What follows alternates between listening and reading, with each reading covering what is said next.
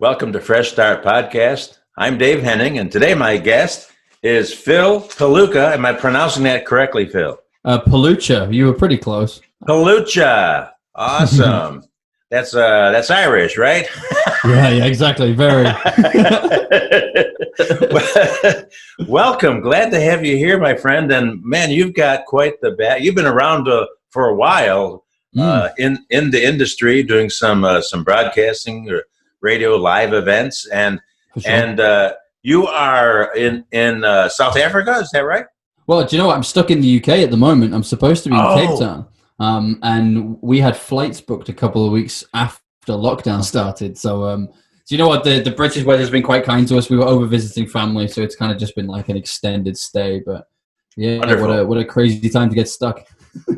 Oh yeah, no kidding. Yeah, similar situation. We have schools in Kenya, and we can't get there to work with our staff over there right now. But it is what it is. So yeah, my wife and I were privileged to visit Cape Town several years ago, and several locations over there. And oh yeah, fantastic. A little cold because when it's summer here, it's winter there, but a little chilly. But a lovely, beautiful, beautiful place. So welcome. So glad to have you with me. Thank you so much for inviting me. Oh, you're very welcome. So let's talk. Tell me, I like to ask interesting questions and not like the sportscasters that have these canned questions. I love it, man. So tell me, what was your first job? My first job. I worked on a farm when I was a little kid. So I grew up in the countryside. We weren't particularly well off as a family, to say the least.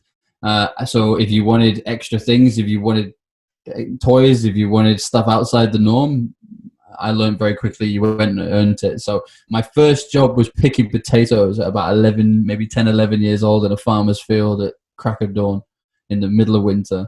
It's freezing and you don't know what's blood and what's caked on mud. And yeah, It was interesting times.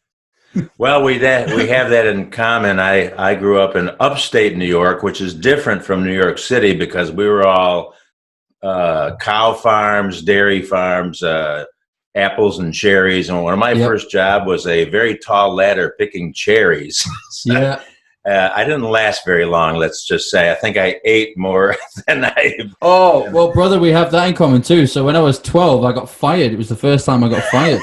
And I'll tell you what I did. I was working, it was the summer, and it was the same farmer that I did the potato picking for, but now he had strawberry fields. So they would have, like, people could come and do the kind of, they could pick a basket and just go picking, and some people like to do that. But a lot of people just like to drive by and pick up a crate of fresh strawberries and cream, and off they go kind of thing.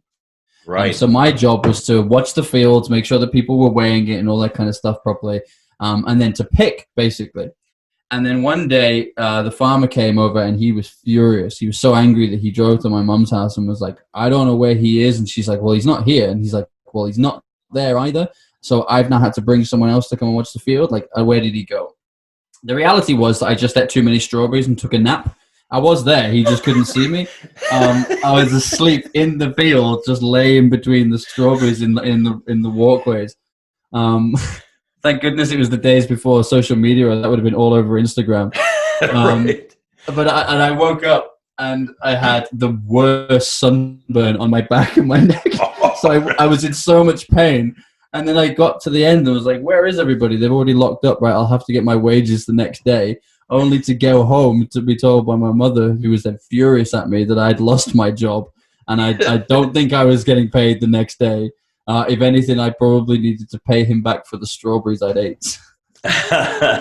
Well, that's the life of the entrepreneur, doing a lot of different things, a lot of different jobs. I've driven school bus, built houses, and all kinds of stuff. So, but it's been an adventure. I'm a surveyor by trade. So I'm a qualified surveyor. So valuation surveying was my specialty. I graduated just as the global property market fell off a cliff. So essentially, my specialism was to stand in a field, value something, clock it all up, and be able to tell a company how much they could bid for a piece of land to build on it and how much it was going to cost them to scale this thing. Just at a time that the world entered a 5-year period where nothing was built. Yeah, right, So exactly. I Yeah, perfect. never ended up using it ever. Yeah, perfect. Yeah. So, as they say, you were outstanding in your field. Oh, absolutely. There you go. Well, Very let's jump. literally. Yeah, exactly. So let's jump into how did you end up where you are now, getting into the media and Yeah. broadcasting and podcasting. How did that all begin with you? Yeah, so podcasting for me kind of took two forms. So my first love was always sport. I was quite a gifted football player, soccer player for you when I was younger. And my whole career in my head was mapped out for me. You know, I was going to be a professional football player, and then I was going to go on to be a manager. Like, I loved the sport. I still do. I adore the sport. Um, Unfortunately, my body had other plans. So I ended up, I was still playing in Europe at the time. I was in Hungary, and my legs just basically kept giving in. I kept fracturing my shin bone, and every time I came back, it was weaker and weaker, and I was just getting nowhere fast. You know, I was spending more time recovering to play the game than I was actually playing the game. So when I left, I was miserable. Like, I was entering the world of business. I was, you know, I went and did a surveying degree because I had absolutely no idea what I wanted to do, but I'd always liked real estate, and I like stadiums, and I like the feel of things. So I was like, okay, maybe that's what I want to do. That was literally how I chose it. Um, but whilst I was studying, I missed sport and I was injured again. So not only was I not around the team, I couldn't play. And it was just around the time, it's about 10 years ago or so now, maybe longer actually at this point, but it's just around the time that podcasting for fans and fans creating content had just become a thing. So it was still very primitive. Like, next to nobody was making money from this thing, which I didn't understand. So one of my friends was on a successful sports podcast and he invited me on. I absolutely loved it, and I said, I don't understand why we're not making money from this, because we've got an audience of this. You know, loads of companies would pay to speak to this audience. We should just stick in some adverts and some jingles and have a show sponsor. And we did, and literally overnight we ended up kind of taking a podcast that we were paying $20-30 a month to do so that we could advertise it and push it out, to being something that as a podcast episode made $1,500 profit a month. And it was like, oh, we can get paid to podcast. And that kind of was where this all came from. So grew a couple of networks in there, but I was trying to grow my businesses. Now, I'd been in the corporate world at this point. I'd been podcasting all the way along, so it kind of been like my side hustle. But when I decided to leave the corporate world and go and set up on my own, which was still quite young when I did it, you know, I'd always had a team around me. So I'd always had a team of people in the sales department and a team of people in the marketing department. So I'd say to them, hey, I want customers that look like this. Those people would speak to them, and then I'd deliver the service. Yeah, well, guess what? When you're an entrepreneur, that doesn't happen. When you're a self-employed person, that doesn't happen. That department, both of those departments are you. So Exactly right. Exactly. And I had no idea how to do that. And I was like, oh, this is interesting. So I was like, well, what do I know how to do? And at this point, we'd sold some podcast networks. We'd made money from it. I used it to hotel reservations, flight upgrades, restaurant stuff, tickets to high-profile events, 2 Champions League final tickets on the bounce. You know, just incredible things just through podcasting. So I decided to try and use it for business. So I was going to make a list of the top 100 clients that I would love to work with, and I was going to invite each of their CEOs onto a podcast. I was just going to ask them 2 questions and take the conversation from there. 2 questions are, who are you and where have you come from? The second question is, where's your business right now and where's it going in the future? Now, the reason it was those 2 questions is everybody loves to talk about themselves and they're paid to talk about their business. So you've just ticked 2 very big boxes. The likelihood of you getting that conversation is pretty high. But let's say worst case scenario, 50% say yes. That's now 50 CEOs of your dream clients that you're going to spend 30 to 60 minutes building a relationship with. You're going to see who you resonate with. You're going to see who you don't resonate with, so you can avoid those pain in the backside clients that you really should have avoided in the first place. Because if you spend 60 minutes with somebody and you don't feel that connection, like you want to work with them, do yourself a favor and don't work with them. Just keep talking to people, building those relationships and finding who you resonate with. And I promise you, I think the thing that surprised me the most was I would sit in a podcast like this and I'd go, okay, at the end, I'm going to say to this person, I really want to work with you. And I'm going to say this and I'm going to say this. And I'd get to the end of the podcast and they'd go, hey, listen, I really want to introduce you to my marketing director because you do this and we're doing this project. And it's like, okay, they've just invited me. This is even better. So it felt like the business cheat codes. So between you and I, about 6 or 7 years ago, people stopped really caring about my other businesses. My advertising agency and my recruitment business. I had some nice clients. They were really happy with what I was doing, but nobody really cared. Everybody wanted to know about the podcast bit. It was always, Phil, can you just teach us that bit? Like, I don't need the other bit. I just want that bit. And it was like, well, this will be interesting because I've used it for sport. Now I've used it for 2 different businesses. I've used it to speak on some of the world's biggest stages. I've literally been a keynote speaker at a massive tech event in Asia, in Shanghai. British government flew for me to go over there. I got paid to speak at this event, all because I invited someone on a podcast. It was bizarre. But this thing is such a powerful tool because it combines 2 of the oldest forms of education. So before we had the indoctrination system we have today, we had mentors and we had storytelling. And podcasting is an incredible form that allows you to do both of those globally with people that you resonate with. And that's amazing. Well, that is fantastic. What a great 30,000 foot view, a summary of how this has evolved. And I think, as you've seen on the service that found us and matched us up, that they're coming out of the woodwork, people that want a podcast. And I think I think the big issue is, hey, this is fun, but I'm not making any money. How do I monetize this? And I think that is the secret sauce, the key that people probably are missing. Wouldn't you agree?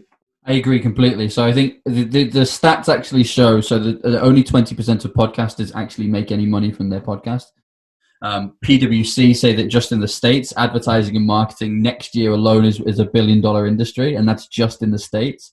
We work with a lot of emerging markets, so we do loads of work in the States, and we've got people onto the Forbes list, and we've got people, best in class and all this kind of stuff, and I love it. But let me tell you the problem that I have with the States at the moment, or the headache. Every time we start a podcast for a client in the States, there are competitors in the tens, if not the hundreds, every single time, because the podcast market is so developed. Yet when we do that in India or Africa, because their podcast market is about 17, 18 years behind in terms of growth compared to the States, there's only 2 or 3 competitors. There's always less than 5, which means it's much easier to help them get that global. Think of it as global real estate, digital real estate.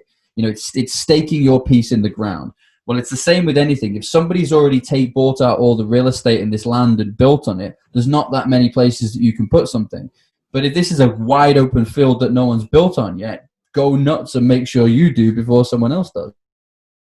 Perfect. So you came up with a very unique domain name. I just recently interviewed a guy in Vancouver who owned a company called domains.com, and he made a living basically buying and selling domains. But your domain is quite billionaires in boxers. Now, not briefs, boxers, but not briefs. So exactly. so tell us what you do with that, and how you and how you are helping podcasters really get a hold, as you say, in places where you still got a shot of making a living doing something that you love.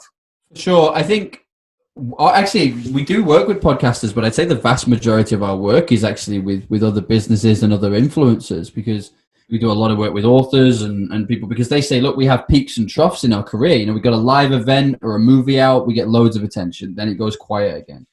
Now, the great thing about podcasting is it's evergreen content. You can do it 365 days of the year, and let's be honest, most of us use Google as our source of credibility for things. If somebody Googles what you do and you're the first 2 pages of Google, both interviews that you've done with experts around that space and you as the guest speaker on other people's shows, you win. Whether you're the best at this or not, you've won that digital real estate space. Congratulations, they're coming to you, because you are the person to go to. And I'm not a big fan of fake it till you make it, but there is an element of you will feel a bit of imposter syndrome at that point. But the reality is, after 6 to 12 months of everybody coming to you because you're the best, you're the best. Right, exactly, yeah. And I've been a fan of studying marketing and advertising going back 100 years, and the things that people use if you look at a product in the store and they claim new and improved, and you basically label yourself. I'm actually sitting here in the Silicon Valley, just a few blocks away from the Googleplex with 60,000 employees, and they've made quite a career of advertising, selling advertising. And I have a friend who has a business who's been using Google Ads, but once again, Google changed their algorithm. So where he was creating customers, boom, it went right down the tubes basically overnight. And so you've got to figure out a way to become an authority for one 100%. thing, and then from there, I'm having fun on LinkedIn, and fun meaning I've got 60 people a day looking at my profile. I don't know why. I'm not as handsome as you. So Behave. It's just a good camera. So let me ask you this. Go ahead. Speak. I was gonna say, look, I completely agree with you, and I think that my point is always this to people: look, if you're already spending money on pay-per-click, if you're spending money on SEO, if you're already spending money on trying to claim some of that digital real estate, but you're not doing something as organic as podcasting, you're throwing your money out of the window.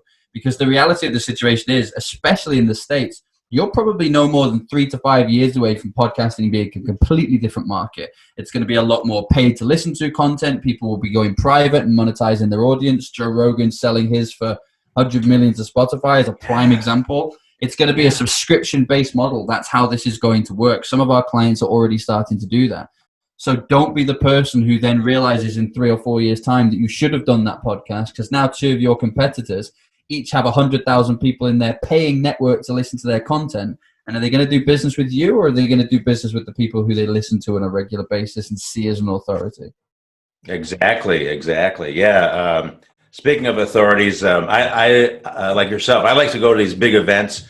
And I was down in Florida at this artist and writers convention in Delray Beach, Florida. Mm-hmm. I like to sit in the front row and take notes, and because that's how I learn. Plus, if I sit in the back, my hearing could be much better, as I blew out my ears in a radio studio a long time ago. But no, I can still. What? I can. Yeah. What? Just kidding. So I sit down in the front row at this thing, and this guy comes up and sits down next to me, and he sticks out his hand and he says, "Hi, I'm Brian Tracy," and it's and so he gave me his card. I gave him my card, and we're sitting there, and they introduced him. He was the #1 keynote speaker that morning, and I happened to sit down next to him because I chose to sit in the front row.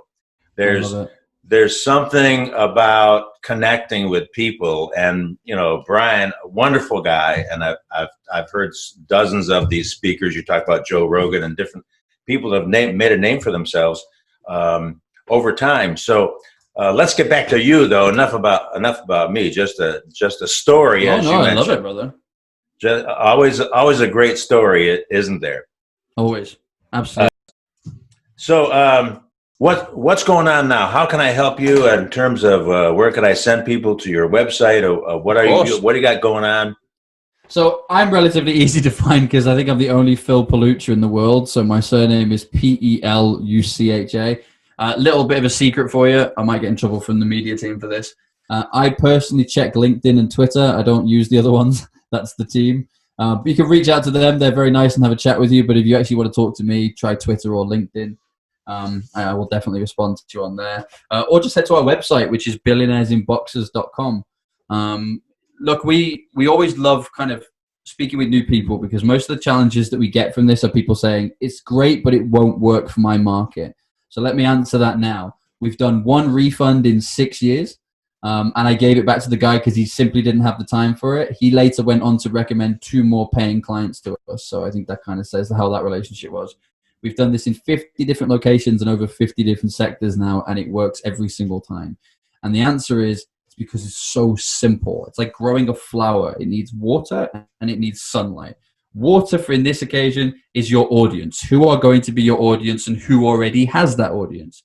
The sunlight in this occasion is going to be the value add. Who can add value? Who's going to add value to them? If you continue to give your plant, your podcast, your business both of these ingredients in equal measure, you find yourself in a phenomenal place, not only making money from the people you're working with and engaging with and creating fun content with, but then also being able to monetize that audience by adding value to them, by introducing them to other partners, maybe even people that you have an affiliate with who can add some value to their life. There's nothing wrong with introducing people to services that are going to help them.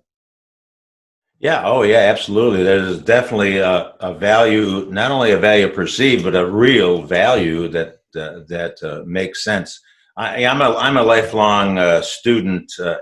I love to continue to educate myself, and what an opportunity, for example, to meet you here. And we've never talked before. We've never even met before, and here we are, across the big pond, so to speak. And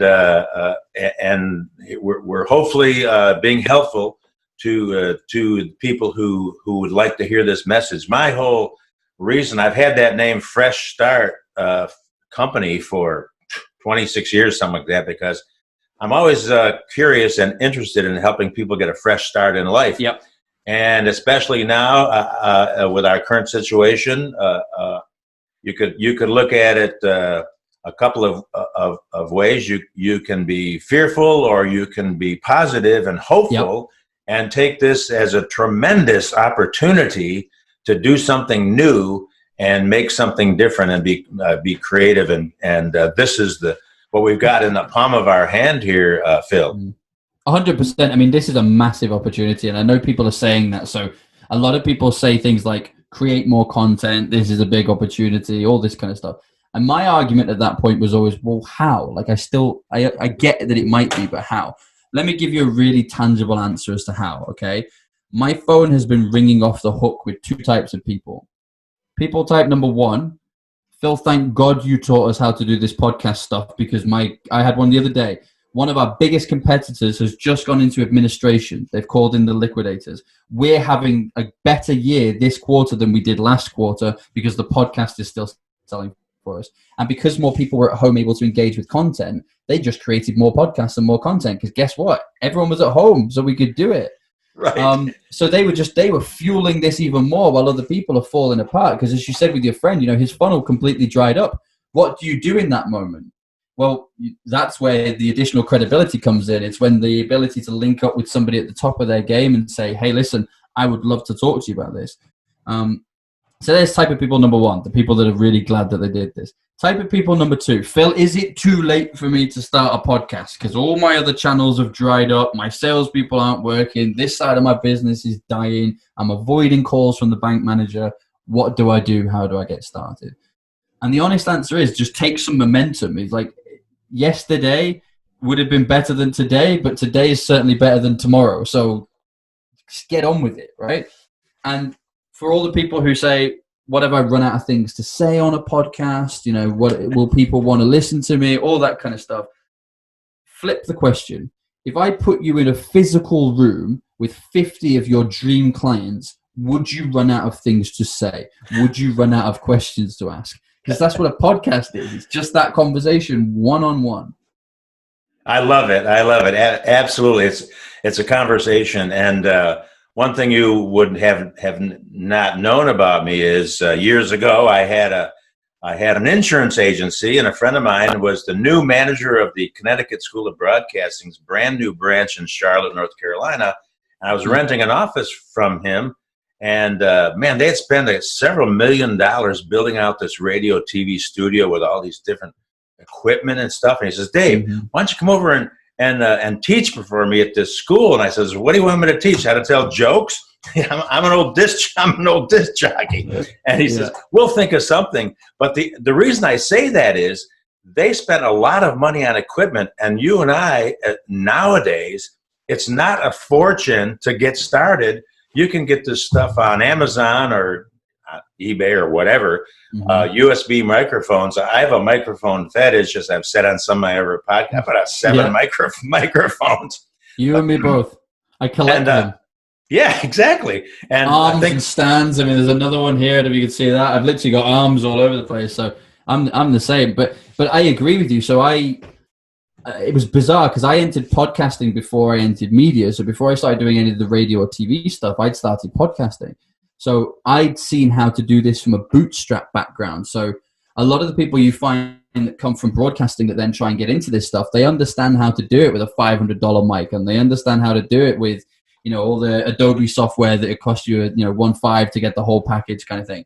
Well, what if you don't have that? What if you just have, QuickTime, or, what if you just have your iMovie to edit? And what if you don't have that mic? You've got the $30. I mean, I started my podcast, and let me tell you this. I grew a business that made over $150,000 in sales just from service-based business, just from the podcast. And I did it with a blue ice mic that cost me $30 from like Craigslist, essentially. It was from Gumtree. And I still have it on my shelf. Here, look. I will literally show you. This is the very microphone that I started all of this with, okay? Now, this microphone got me onto some of the biggest stages in the world. It got me like some amazing clients. I ended up doing work with Microsoft HoloLens project with Microsoft Asia for their VR stuff. And let me show you something. I know your listeners can't see this. There's a big hole in the pop filter, right? I did that in like 2 days after getting it because I was trying to move it across the counter and I grabbed it and broke it. And I couldn't be bothered getting a new one. So gospel truth, my pop filter for the entire time that I earned that $150,000 and went all around the world to go and get paid to speak, it was broken, right? So you have no excuse. Yeah,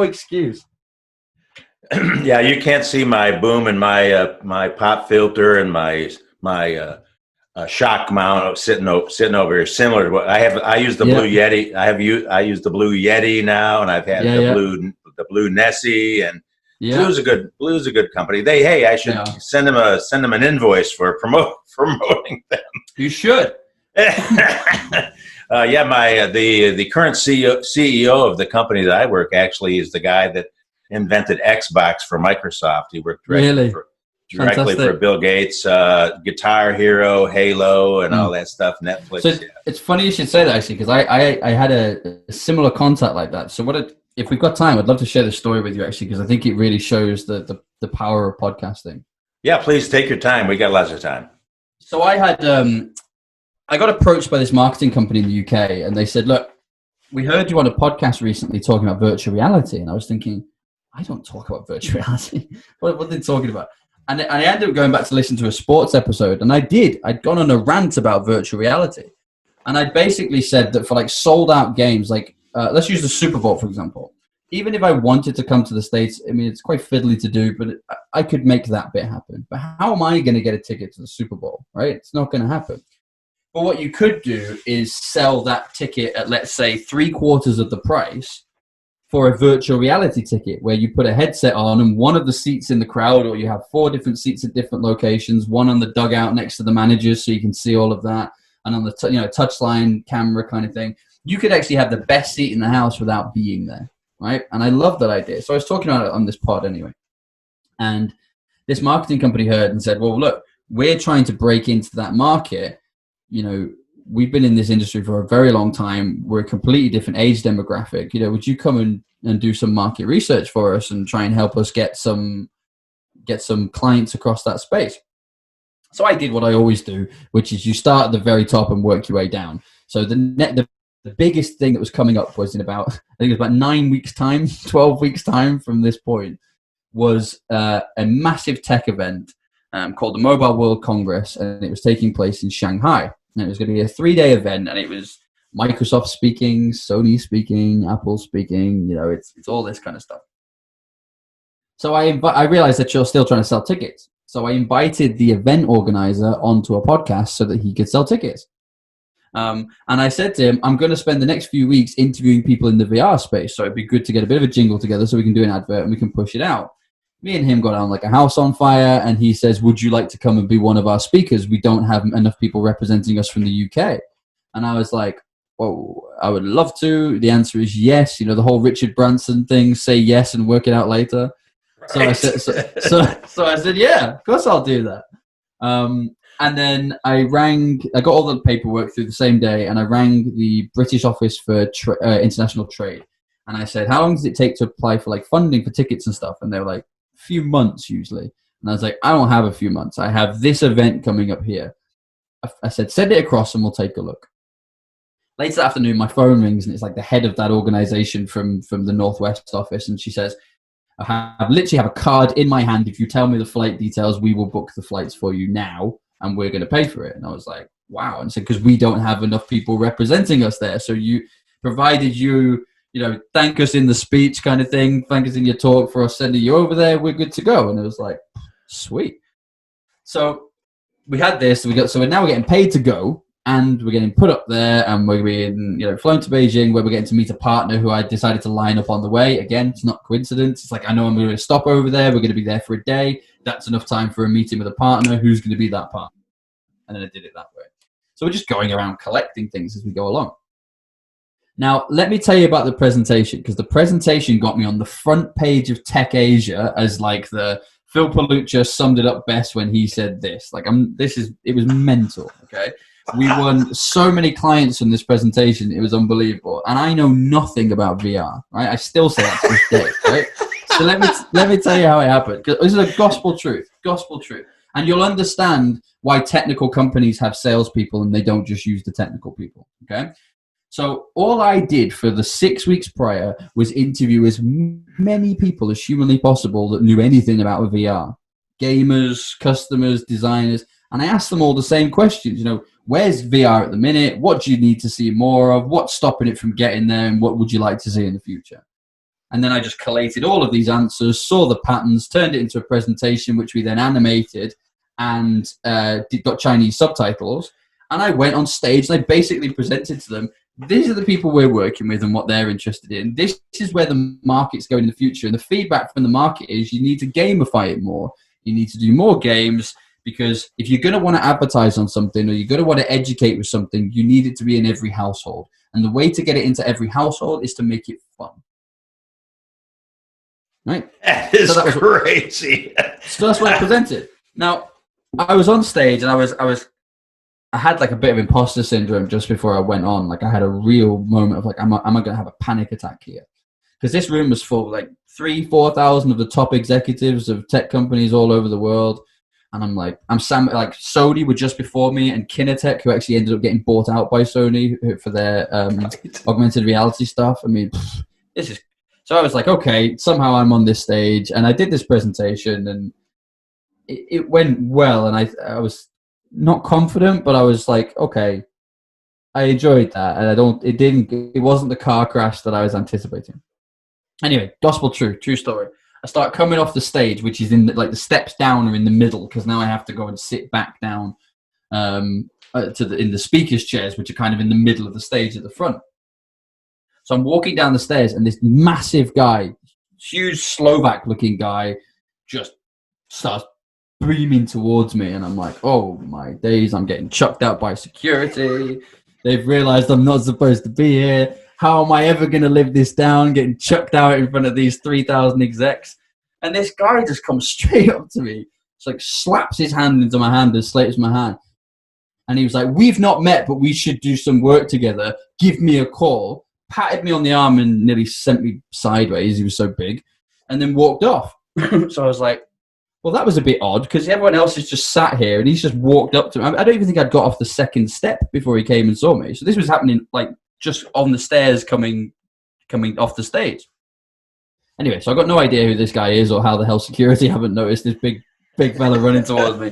But I sat down and I checked my card, and he's the senior vice president for Microsoft Asia. He was, Danny Yaman was the guy who was taken out of Israel, chosen by Bill Gates to go to Microsoft to get all of this stuff, including the VR project, whipped into shape. He was essentially my dream client, and he made a beeline straight for me off the back of this talk.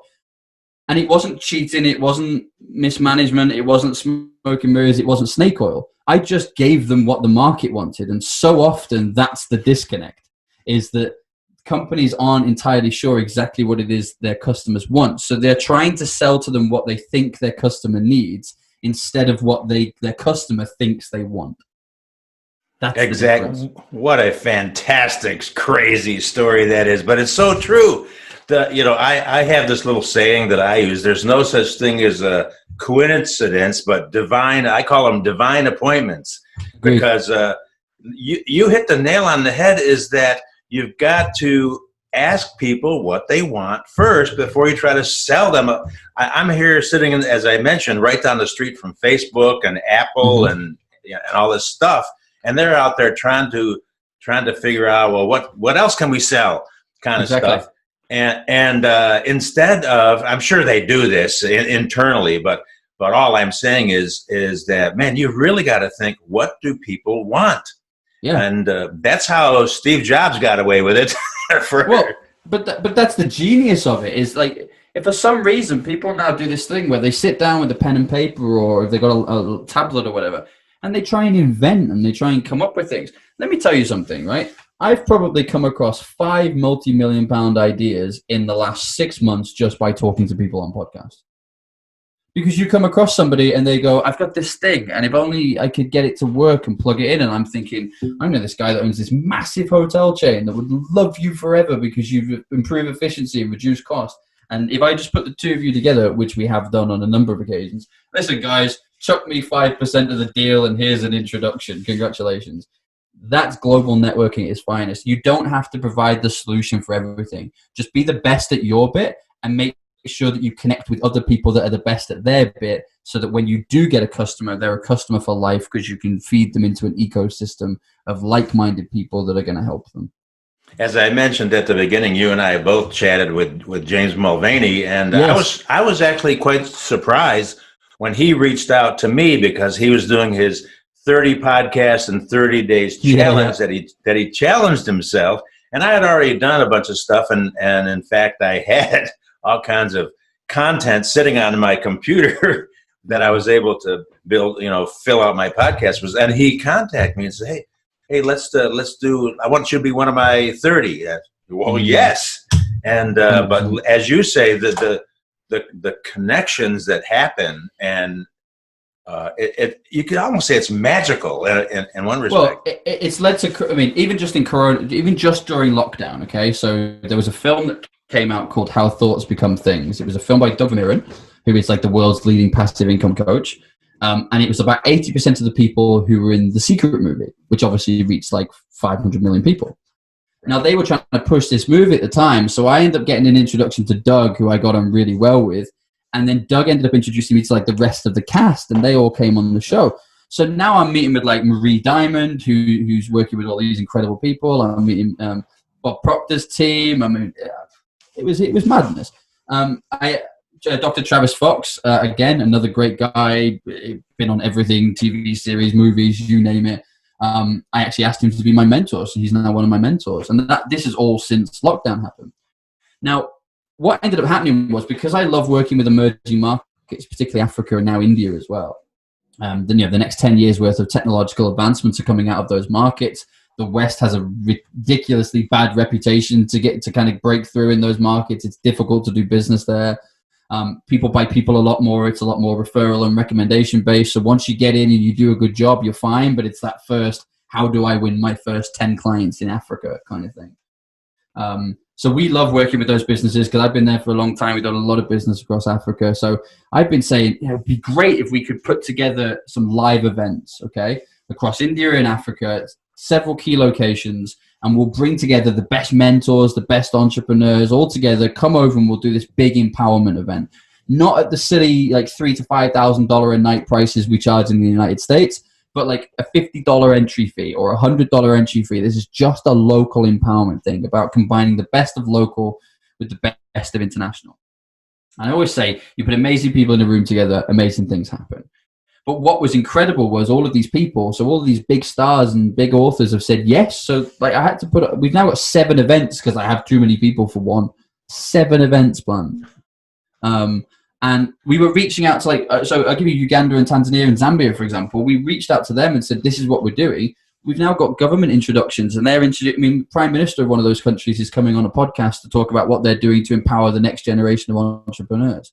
Are you kidding me? Like the head of the country, the head of the political party is coming on my podcast to talk to me about what they're doing in their country to empower entrepreneurs.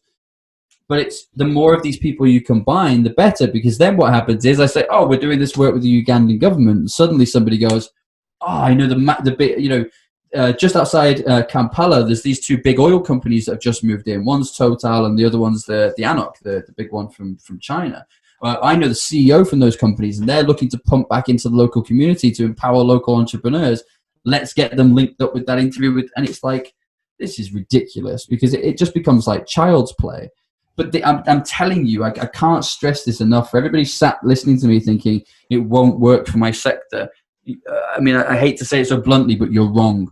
I promise you, you're wrong. Provided your sector includes you having relationships with people, this will work. Oh, wow. It's all about relationships, and that is so cool. It's bizarre, isn't it? But it's like I mean, there was a guy, true story, got introduced to this guy, says, you need to write a book. And I said, yeah, I've been thinking about doing that for a while, but I have difficulty like you. It's like I have difficulty sitting down and writing. Like I don't have that much attention span. And they were like, you podcast, like just record the audio, send it to somebody to transcribe it, and we'll turn it into a book. And I was like, well, that's a great idea. He's like, let me introduce you to my friend. So this guy, right? He runs a crowdfunding service for authors. And he's doing a course at the moment where he's teaching people how to do it. So he's like, I tell you what, I'll do this course for you if you can, and show you how to do it. If you can be like a testimonial for me and show me how to do all this stuff and introduce me to these people. I said, okay, great. What are we thinking? He says, I'm going to get you $10,000 in sales, in pre-sales for a book, and you've just got to write the book and we'll get it out there. And in return, that's also going to get you ranked pretty highly on some sort of seller lists and new rivals lists, because if you've already sold $10,000 worth of your book on day one when everyone else is starting at zero, you win. So I was like, okay, deal. But like these relationships come about because you meet these people, and I always ask the same really powerful questions. My favorite question in the world, if you take nothing away from this podcast, use this, okay? When you find somebody that you resonate with, ask them, who else do you know that could help me with this? It is literally the most powerful question in the world, because then every one of these amazing people I've met have gone, here you go, Phil. Here's 3 or 4 other people that I love, that I think you'll love, and I always do. Marie Diamond actually did a couple recently. She's introduced me to a guy called Carl Harvey. Definitely go check him out. But he's based in the UK. Carl is fantastic, positive affirmation coach, mentor, motivator. He's awesome. He's like the next generation of this guy. I love him. We're both in the UK. We actually know a lot of the same people, but we were introduced to each other by Marie Diamond. It's bizarre how it happens, but we already know on any form of business level that relationships and referrals are what do our business for us. I'm sure there are other ways of doing this, but I'm telling you, the way that I do it and the way that I mentor other people to do it and the way that we do it for you with our Done For You service is use podcasting to get those relationships, because it's like having the business cheat codes.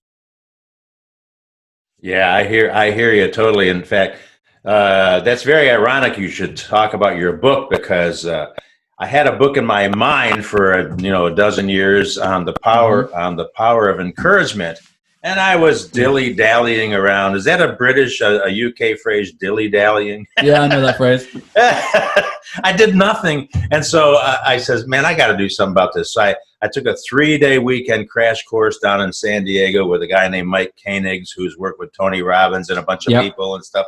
And so they taught me that weekend, here's what you got to do. Here's how you're going to publish it. Here's how it's going to hit #1. Love it. And so I thought, I came home. That was in January of that year. I came home and what am I going to do? I had all these radio interviews, like you were saying, that I had had a radio talk show at a regular radio station back east, and so I just found a guy on Fiverr.com to transcribe them for me, and I turned each interview into a chapter of the book. So that's essentially what we do with the TV show that we have and with the book. So it's exactly what you just said. So I call it like Napoleon Hill meets podcasting.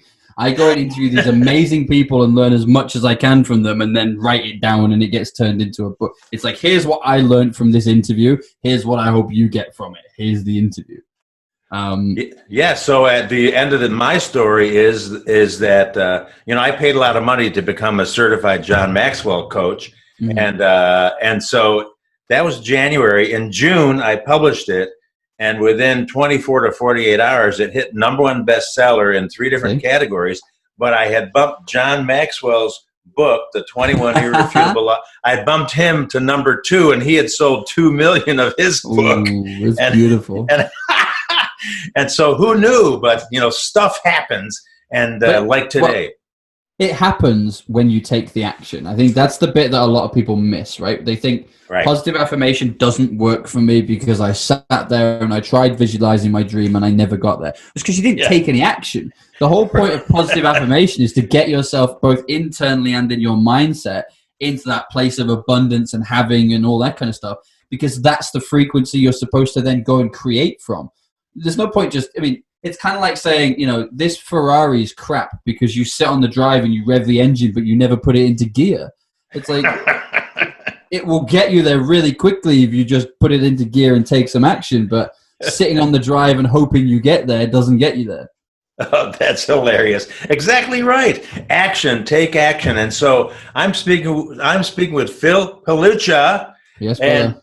Yeah, I got it right this time. And Phil, man, what a great conversation. We could go on for a long, long time. In fact, maybe we could develop this into a little mini series at some point. Think about it. Happy to. Yeah, it's up to you. We'll figure something out.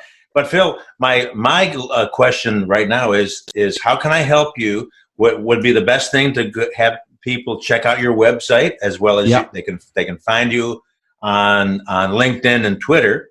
What would you like me to do for you? I want to help you. Thank you. Well, I love that. So do you know what? I'd love to speak to more people who can give me a challenge. So I like it when people come to me and say, I like what you're saying, but I don't think it will work for my sector because I always love finding new sectors. At this point, we've got so many different connections and people within the network that I'm pretty confident we could do pretty much any sector. In fact, if not any sector, I've yet to find the one we can't. But I love that challenge. So anybody who's listened to this and gone, do you know what? I'd love to learn how to do it for myself. Or if you've listened to it and thought, I'd love to do that, I just don't have the time. Come and chat to us because we have a mentorship service and we have a done for you service. So there's literally no excuse. You just have to turn up and do the interviews. We even go and get your dream guests for you. Billionairesinboxers.com. I'm speaking with Phil Pelucha. What a pleasure to be with you today. Thank you so much for being on my Fresh Start podcast. I hope somebody out there listening will get a fresh start today because of our conversation. Thanks for being here. Thank you.